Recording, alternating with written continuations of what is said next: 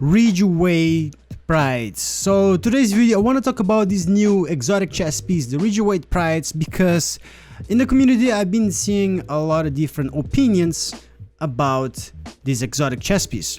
So how should I use it, right? Is it good? Is it trash? What build should I put it on? So in today's video I want to try to do my review of RIDGEWAY'S Prides and show you a build, in my case, in my opinion, how I use this exotic chess piece. So if you have any questions and any opinions, let me know all of that in the comment section below. If you go and enjoy this video, don't forget to hit me with that like, I would appreciate. And let's get into this. When the first time the dev showed it, for a lot of people this sounded really OP, but for a lot of people they were kind of skeptical, and I was one of them, right? Because on paper this exotic chess piece sounds pretty strong, right? Pretty broken, to be honest, but in practice, yeah, it's not exactly that much. Now my opinion goes all the way back to when the first time they showed this exotic chess piece. So before, on the PTS where I first tried this chess piece, it was a little bit different because they ended up changing it. So before that, my opinion was that this chess piece was really situational. The healing that you get from it, it was nothing that will save you on a battle, right? So you should not rely on that healing. So the devs ended up changing it to kind of make it a little bit stronger because it was not enough. So now the way the talent is right now is shooting enemies within 15 meters applies a bleed to the target. So that's pretty cool. That was added to the chess piece now. Every time you are from 50 meters, you can apply a bleed to the enemy, which is pretty cool, and it's gonna apply to the build that I have. So if you stick by the end of the video, you'll see it, right? So the second part of this chess piece is what is really situational. It sounds pretty strong, but same time in practice it's not, because it just doesn't work that well. So repairs 3 to 48% of your armor per second for every enemy that is bleeding within 15 meters. Now 48% armor repair per second, there is no other build that can achieve that without this chess piece, right? Now the thing is, 48% is really sounds insane, but why would you be in the middle of a bunch of NPC, 5 NPCs to be exact, to get 48% armor regen, right? In most of the cases you might end up just dying because you have to kill the NPCs, right? If I am on a fight, I'm trying to kill the NPCs. Now with that said though, doesn't mean you should not use the talent, because the talent comes in pretty handy, and specifically on this build that I'm going to show you guys, actually works pretty well, because the way I see the bleeding edge talent, it's a better version of trauma. Now if you guys don't remember what trauma is, and if I compare the two talents, if you see trauma has the second part of the talent applies bleed to an enemy hit on the chest, the cooldown is 30 seconds. So the difference between them, right, is that trauma has a 30-second cooldown to activate. Every 30 seconds you can apply it, and you don't have a requirement of how close or how far you have to be. The difference on the bleeding edge, you have to be within 50 meters. You can apply it at all time. It has no cooldown. So there's the difference between them. So in my eyes, the bleeding edge is just a better version of trauma, especially if you're running SMG where you have to be close of 15 meters to take full advantage of the SMG. So with all that said, I found a way to take advantage of this chess piece, right? I put this chess piece in work in one build. A specific build that I've been trying different builds, but this one just stand out to be the best one, because on this build you have to take advantage of being close to activate that bleeding edge. And not only that, the other gear set that we're using on these builds will take advantage of you being close also. So this is the build, guys. We already went over the RIDGEWAY'S Pride, but the RIDGEWAY'S Pride core attribute comes with a weapon damage attribute. It's going to be critical hit chance and critical hit damage, and I have a mod of 11% critical hit damage in there to add up to more damage. Now at the moment, the best way to use a RIDGEWAY'S Prides, right, is with the backpack of the Eclipse protocol. If you don't know, this backpack has a talent which is the Symptom Aggravator.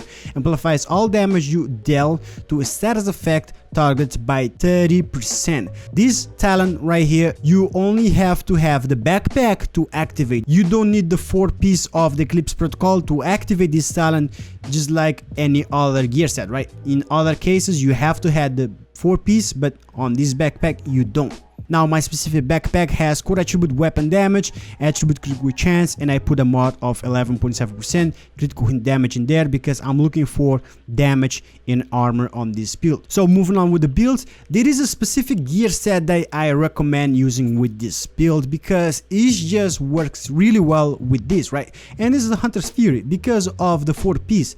So we have Apex Predator. Enemies within 15 meters receive a debuff, amplifying your weapon damage against them by 20%. You have to be within 15 meters, right, to activate the bleeding edge. So Apex Predator also will take advantage of that. Now, killing a debuff enemy with your weapon disorientates other enemies within 5 meters and amplifies weapon damage by 5% for 10 seconds, stacking up to 5 times. So that's another total of 25% potential damage that you can accumulate with this Apex Predator talent. So that's a total of 45% amplified damage once you have everything activated. Now with that said though, that's the 4-piece. So by equipping 2 pieces already, you get a 15% SMG damage. The 3 pieces gives you a 20% armor on kill and 100% health on kill, which is nothing to sleep on. I love this part right here from this gear set because on the build specific we have a 30% armor on kill because we have also the gunner specialization. So if you go real quick on the defensive stats, we have 330,000 armor on kill, which is nothing to be shy of because we do have 1.1 million armor on the build, and that's what I recommend on this build. To achieve that 1.1 million armor on the build, we have 2 of the gear sets of the Hunter's Fury as a core attribute armor. And that's it. You need only 2 to get you to, I would recommend only 2 to get you a little bit over 1 million armor, and in this case I have 1.1 million armor. Now the rest of the attributes is just critical hit damage and critical hit chance all the way until you have enough on the build. Now moving on for the weapon real quick, we are using the enhanced AUG A3P. The AUG is actually a pretty nice SMG. You could go with any other SMG on this build, but I would recommend something that has the talent Sadist. And the reason why is because Sadist will take advantage of you having RIDGEWAY'S sprites, right? Because Sadist deals 20% weapon damage to bleeding enemies, and you have to be close, right? You're using an SMG and you're gonna be bleeding your enemies. So 20% weapon damage, it is a nice addition to the build. Now taking a look at the weapon, we have SMG damage and critical hit chance, of course that comes with the core attribute, and then attributes is what I recommend, which is 10% damage to target out of cover. The way I mod this SMG is going to be a 5% critical hit damage on the scope. On the barrel I have 5% critical chance, and then on the muzzle I have another 5% critical hit damage, same thing as the scope. For the magazine I have that plus 20 rounds and minus 10% reload speed. With that said, if I take a look at the stats, on my SMG, the AUG, I have 51% critical chance and 135% critical damage. I'm fine with 50% and up on a critical chance.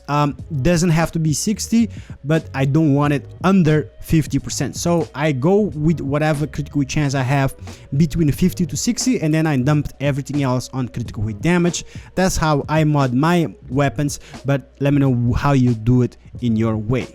Now to finish it off, the skills doesn't matter. Whatever you want to go, that's up to you. There's nothing specific for this build.